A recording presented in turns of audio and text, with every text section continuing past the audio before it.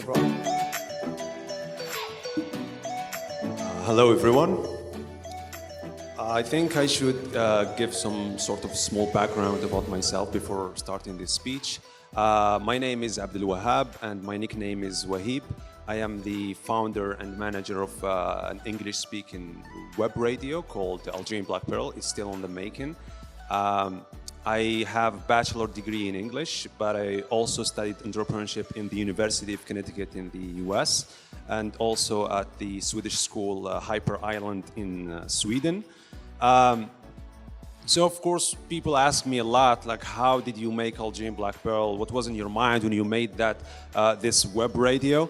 And that's also the subject of this talk. But I would like to start with something personal and then something intellectual that caused me to start Algerian Black Pearl. And so the first thing, I was thinking about the lack of an English-speaking environment in Algeria. We got many French-speaking people, Arabic-speaking people. We also have English-speaking people, and they don't have a media that represent them. We got a couple of shows on some media channels, but we don't have something that really represent the English-speaking community. And that lack of an English environment led me to start Algerian Black Pearl because I thought that I can express myself in English better than any other language. Probably because I watched lots of movies or lots of video songs when I was young. That's one reason. And then the second reason is also personal, but not personal in the sense that something happened to me, but more like something I was inspired by. I watched a TED Talk by someone called Steven Pinker, and he's a psychologist at Harvard University, where he was talking about the decline of violence in the world, historically speaking. He was talking also about, probably there is no doubt that we live in the best age ever. We live in a very peaceful age if we compare our time with the World War I or World War II or the Crusades or the Nazis or wherever historical event that happened all the time. I remember Hussam in his speech was talking about how our generation is unique. Maybe, but maybe also our age is unique. Our ancestors didn't have smartphones. They didn't have those phones that compete with the speed of light. I just press the send button and I send a message to someone from the other side of the planet. He was talking about the book. How long do you think that this book take the person to write it? Probably a long time, and then you just get to read it in 2 hours. When we talk about scientific field, scientific theories, how long do you think people spend on the lab to discover certain theory? And then you just come at university and you study it in 2 or 3 hours? That's privilege, right? We are privileged. I live in Boumerdaz, and sometimes it takes me 1 hour to 2 hours if there is traffic jam on the road to reach my city, and sometimes I feel disappointed. Then I remember that 1,000 years ago, if I went by a camel, it will take me a day. We live in a very unique age, and we have lots of privileges going on, but it seems like we take them for granted. And you know, not only that, you can think about smartphones, you can think about transportation, you can think about the books. We have PDF on our phones. You know, back in the days in the Age of Kingdoms, the books used to be written in the flesh of animals, and it used to take years and years to write them. And then the kings buy those books with their weight in gold. Probably, especially if it's a book of a map, you know, because then the kings might maneuver with their army and try to, you know, colonize other societies or wherever. But what I'm saying is that now we have those maps on the phone, and it's, you know, we don't seem to think about all those privileges. And so what I'm trying to say here is that when I watched Steven Pinker talk about all those things, he said that the chances of a man dying on the hands of another man is the lowest in all of our history. Now most people die from probably cancer, probably from car accident, but we don't die from, I don't know, like from hunger anymore. Yeah, there are certain countries, but it's very less comparing with the past. we don't also die from wars much comparing to the past. Most of us get to live to 80 or 70. So we don't think about, so when Steven Pinker was talking about all of this, I remember he was talking about the reasons that led to this progress. And one of the reasons, he said the communication and trade. When people started trading with one another and communicating with one another, that led to some sort of decline in violence. And the decline of violence led to more productivity because different societies started to cooperate with one another. If I meet a German person right now, I'm not going to think, oh, that's a Nazi. I'm just going to think that's a guy who's just like me, happened to be born in different lands, speak another language, have different beliefs, but that's just like me. I don't know, like they want to live a good life, they want to have a good job, they want to have children, they want to fall in love. But yeah, I mean, we started to realize that we're just humans and we probably want the same things.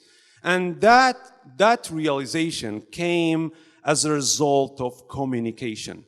But also, communication, when I see this word, I also tend to think that we are not, in Algeria, we're not very exposed to the word. You know, we're only communicating with the word in French or in Arabic. And what does this mean? It means that you're only going to be connected with the Middle East and North Africa and or France and French-speaking people, right? But if we had English, if we had an English-speaking environment, if we had an English-speaking media, then I can bring someone from Scandinavia, I can bring someone from South Asia, someone from the Americas. I can bring anyone to come to my show and we talk about the problems of their country or the problems of the world and we try to, you know, brainstorm solutions together. And that space with different ideas compete with each other, it leads the best ideas to show up, right? I think that made sense to me, and with this thinking, I thought that, you know, maybe we really should have an English-speaking media outlet, and instead of complaining, you know, going outside and say you guys should, you know, create an English-speaking media outlet, I just thought that maybe I can do it myself, right? So I went on the internet and I started looking for platforms that allow live streaming. And I found one called Radionomy, where I just created something, I named it Algerian Black Pearl. And I found a way to stream and to talk to people, to actually call someone on Skype, and then broadcast, and people can listen to the discussion I'm having with my guest that I'm calling on Skype. And it was just at home. It was in August 2017, and we were just a team of university students doing that from our homes. That's all. Didn't have anything unique. My parents weren't the richest in Algeria. I didn't live in the most richest place in Algeria. It was just a passion. I just tried to find a way to, you know, implement it, and that was cool. That was cool until something more cool happened. It was in 2019, this year, where I won a grant from the US Embassy in Algiers that were interested in my project, probably because they are also interested in spreading English in Algeria. And right now, we're establishing our studio of Algerian Black Pearl. It's going to be in the east of Algiers, and further informations will be released soon. Thank you so much.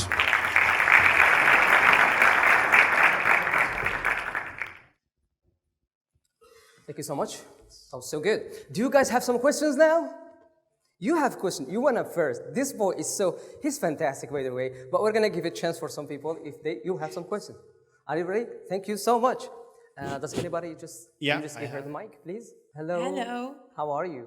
I'm fine. And you? Thank you. I'm good. Come on. Are you kidding me? We're on this stage. Nobody's going to be like, is this stage?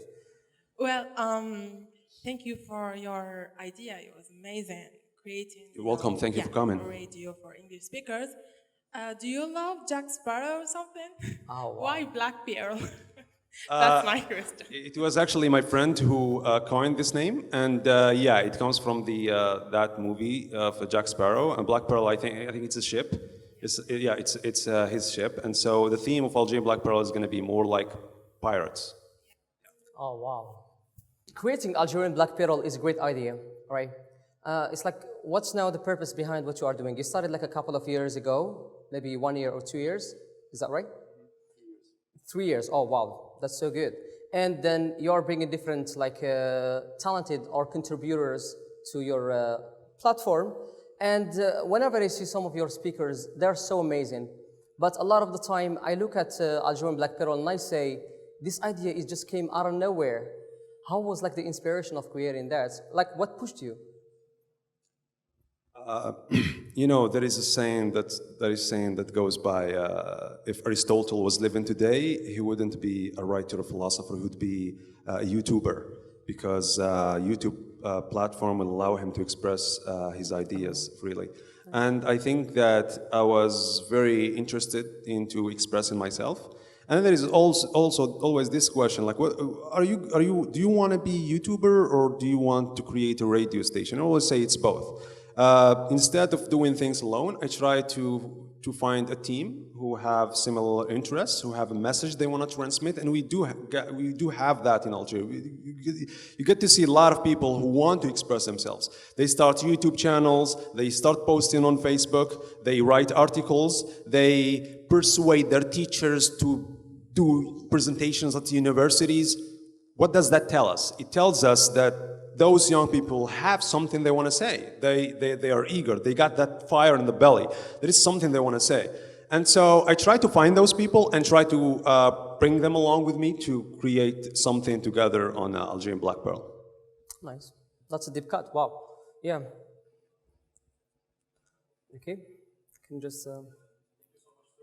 Your voice is so good. Yeah, so good. You're so good, yeah. So the first question, it's about the first part of your speech. I was talking about the good time, and there is a question follow this good time. Like they say that good time produce weak people, and then weak people produce difficult times, and then difficult times produce strong people. Strong people produce good times, and go. So what do you say about this? Like we are like living in a good time. Is it like means that we're gonna produce weak people? And the second part, it's about entrepreneurship. So my question, I was going to ask it to Mr. Hussam and Sister Kautar. I want to know your opinion about capitalism. Is it like necessary? Is it a must for us in order to live in environment which motivate us to be more like creative and be a successful entrepreneur? Thank you so much. Thank you for your question. Thank you for coming. So for the first quote, it's something that I probably shared before on Facebook, and I am aware of that quote. And okay, so when I study in Sweden, I don't know how many people know about Scandinavia, the countries of Norway, Finland, Sweden, and all, but it is said that they have really good life standards, and they do. And you're probably going to be surprised by this, but I found it more, let's say, sustaining and developed and all, comparing with the US, for example. Many people live a good life there and all, but you find people that are kind of timid, they're extroverted timid. And so some people call them soft. And also because if you go to the companies, if you go to Swedish companies, they care a lot about the well-being of the workers to the point that they forget about the work time. And so they always try not to hurt each other's feelings. They try to, give more break time, bring more food. And so a lot of people call them soft, and a lot of people expect that they will, their degree of productivity and success is going to decrease in the years. I think that we'll have to see. Yeah, I agree with that quote, historically speaking, because empires fall and rise all the time, and there is always like a fall after the rise when people get used to that sort of privileged life. But we'll get to see how that comes with all the technology. Also, for the second question concerning capitalism, do we need to compare it with socialism or? When we say with Mr. Hassan, I gave him a question about people who are leaders or entrepreneurs. They usually come from like a society where there is capitalism. So is it like a necessary thing? Is it like a must for entrepreneurs in order to be creative and successful? I think that capitalism works in the sense of trying to trigger in the instincts of human beings, because we all have certain instincts embodied in us, that is to compete or to find ourselves and to show up in a public or to create our ideas. For example, if you go to companies that work on a basis in socialist philosophy, you're going to find people less and less motivated to do things. But if you go to a company that is more oriented in capitalist philosophy, you're gonna find people wanting to do much because they know that when they do much, they're gonna get better income, or they're gonna go up. There is like some sort of inward mobility, so that you're gonna get a promotion, gonna get a good job. But if you were living in a society with a socialist philosophy, then no matter how much I do, I'm gonna be there at my position, and that's gonna